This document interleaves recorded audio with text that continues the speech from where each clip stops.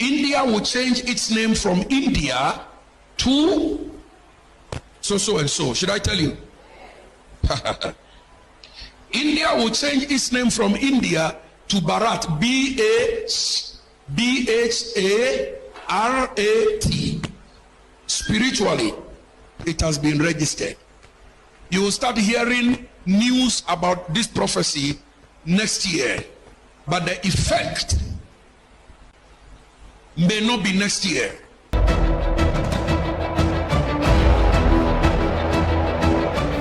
कहां से नाम हटाइएगा? इतनी घबराहट, इतना खौफ। मुझे ये लगता है इंडिया नाम से अब डरे हुए हैं। तो अगर किसी पार्टियों का अलायंस इंडिया बन जाता है तो वो देश का नाम बदल देंगे कि वायरस फैल रहे हैं अलग अलग तरीके से। वो कहेंगे हज है, वो कहेंगे कोई प्लेग है, वो कहेंगे कोई वायरस है। लोग मर जाएंगे। आप सुनेंगे कि हजारों लोग इंजेक्शन के कारण मर जाएंगे। में जा रहे निपाह के बारे में। केरल में निपाह वायरस के मामले स्वास्थ्य विशेषज्ञों के लिए चिंता का कारण बने हुए हैं। राज्य में अब तक 6 लोगों की संक्रमण की वजह से पुष्टि की खबर है। इनके निकट संपर्क में आए 1000 से ज्यादा लोगों पर गंभीरता से निगरानी रखी जा रही है। अब आप बोलेंगे क्या निपाह वायरस जो है वो हर जगह फैलेगा, पूरे देश में फैलेगा, पूरी दुनिया में फैलेगा? कोविड की तरह है ये, जूनोटिक कोविड, ये भी जूनोटिक पैरामॉक्सिविरिडे फैमिली से बिलोंग करता है। हेंड्रा वायरस से रिलेटेड है। हेंड्रा वायरस काफी ज्यादा ट्रांसमिसिबल और काफी ज्यादा डेडली वायरस होते हैं। ये ऐसी फैमिली है जो जान लेके ही छोड़ते हैं। मैं कह रहा हूं नीचे से कीटाणु जितने नीचे धरती पर हैं, इतनी गर्मी पड़ेगी रिकॉर्ड तोड़ 2023 में कि बहुत सारी गर्मी निकलने के बाद कह रहे कि वो जितने भी कीटाणु होंगे वो सब ऊपर आएंगे और तहस नहस करेंगे। 91 लोग पीड़ित हुए, 60 मर गए। मोर्टेलिटी रेट, थोड़ा सा डरिएगा आप, 40 से 70% है। 70% चांसेस है कि आप डेंजरस वायरस है, खतरनाक वायरस है। वो लोग जिंदा रहेंगे, लंबी आयु को देखने पाएंगे। फंसे रहे 2000 के नोट में, लेकिन कुछ ऐसा समय आएगा करेंसी चेंज हो जाएगी, लेकिन परमेश्वर आपके ऊपर दया करेगा यीशु मसीह के नाम में।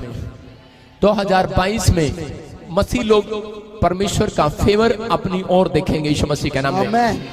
प्रभु ने मेरे को दिखाया 2022 में पूरी दुनिया के लोग जान लेंगे, पूरी दुनिया के लोग कि परमेश्वर मसीह लोगों के साथ है यीशु मसीह के नाम में।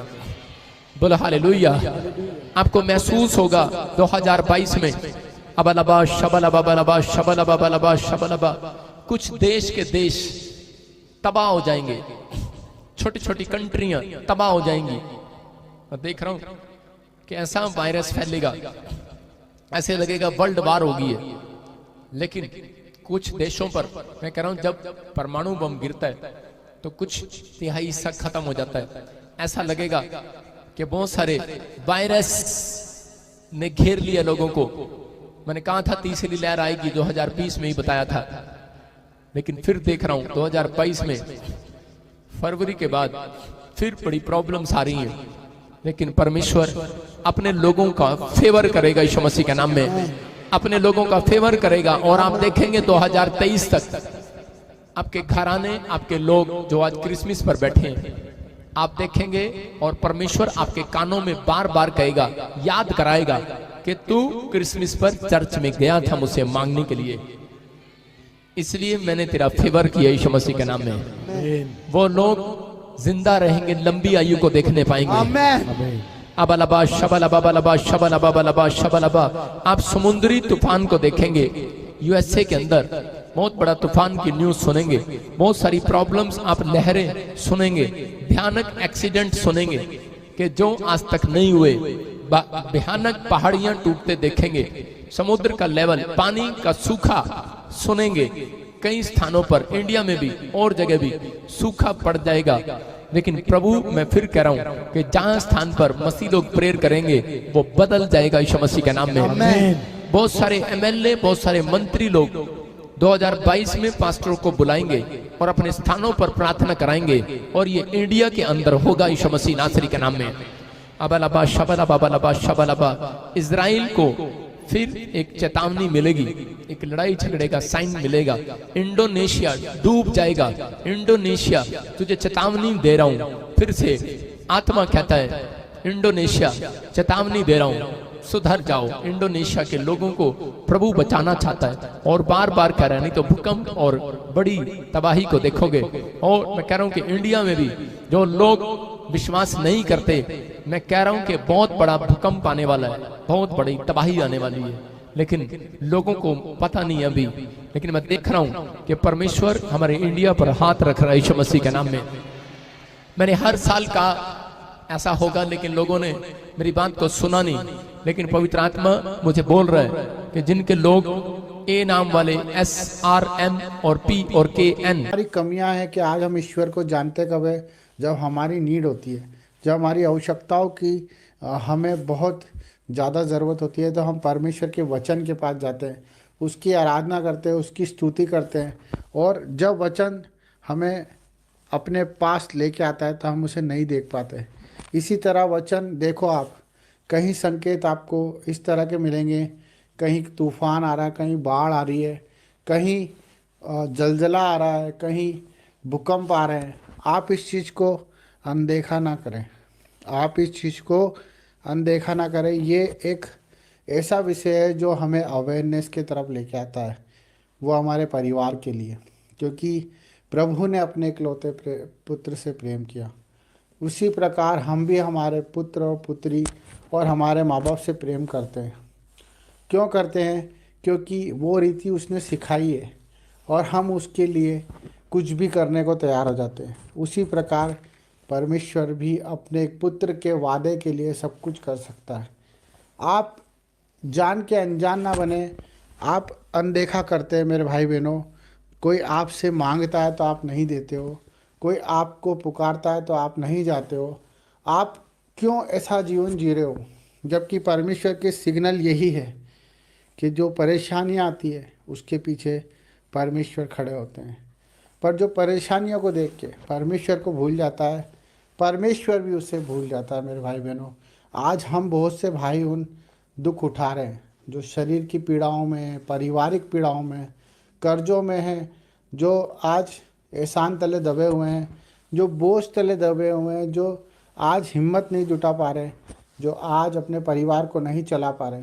ये सब बातें प्रकृति के रूप में हमें सिग्नल देती है, जो परमेश्वर के वचन के द्वारा हमें, जिस तरह से एक पुलिस वाला आराधना करता है, जिस तरह से एक पार्लियामेंट के अंदर चीख चीख कर एक संविधान के लेकर, एक संविधान को लेकर, एक न्याय को लेकर परमेश्वर की जीविता का प्रमाण देता है।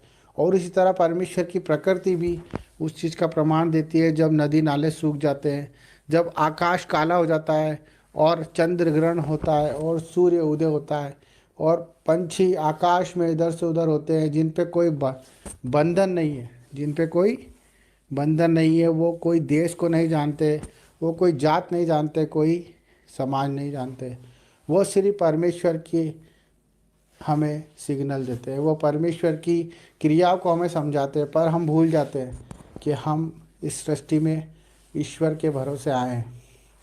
हम परमेश्वर के रूप में, उसके समानता के तरह हम इस सृष्टि में आए हैं।